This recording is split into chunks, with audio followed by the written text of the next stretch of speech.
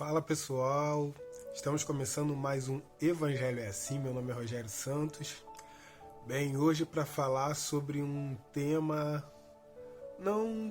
acho que não para polemizar, mas para esclarecimento, para tentar entender e para de alguma forma ajudar a você. Mas antes, já se inscreve no canal, ativa o sininho, comenta aqui o que você está achando do canal, dos assuntos que temos abordado, e você vai estar nos ajudando bastante. Eu creio que outras pessoas que se identificam com os assuntos também vão ser alcançadas.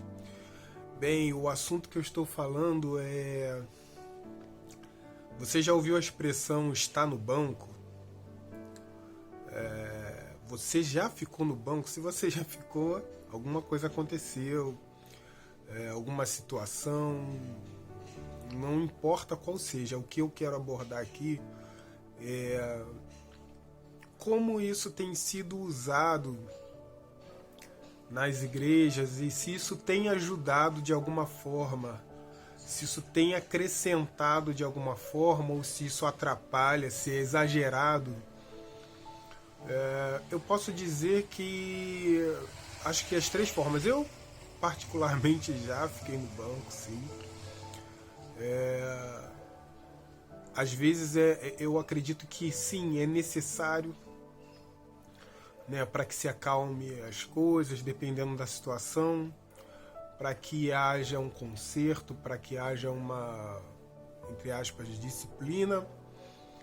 Mas eu acho, como no outro vídeo, né, que eu falei, quando uma profecia se torna jargão.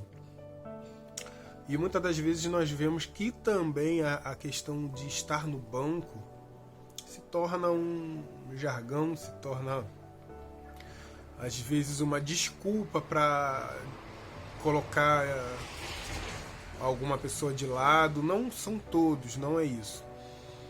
Mas eu acho que talvez deveria ser melhor colocado essa expressão, isso no meu ver, no meu pensamento, porque senão fica uma coisa muito banalizada. Está no banco, ou então nós vemos até pessoas brincando, vai ficar no banco, hein? Eu acho que isso não é legal. Eu acho que as coisas têm que ser relevadas a sério, e quando fica banalizada, essa seriedade ela fica, né, prejudicada.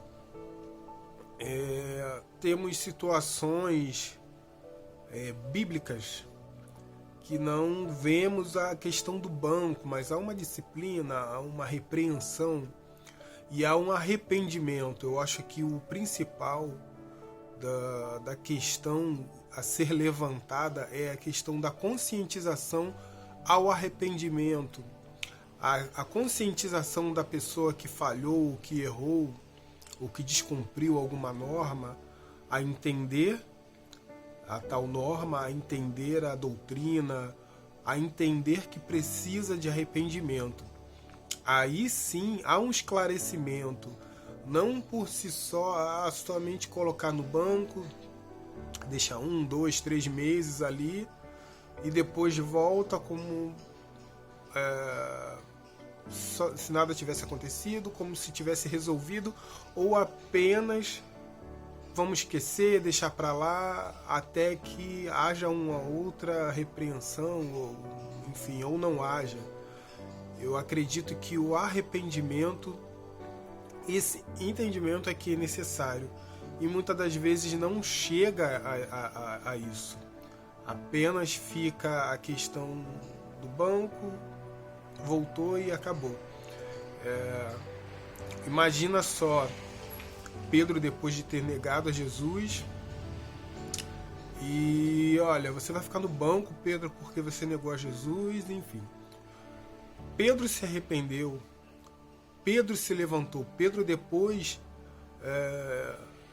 desse episódio, dele ter negado a Jesus, dele ter tido lá aquele choro amargo, enfim, Pedro volta uma outra pessoa, e renovado, perdoado por Cristo, enfim, mas houve um arrependimento, não houve um banco, não tô, mais uma vez eu falo, não estou dizendo que não deve haver, pelo contrário, não sou contra a disciplina, sou a favor da disciplina, eu sou contra a falta da conscientização, a falta do ensinamento, a falta da conversa.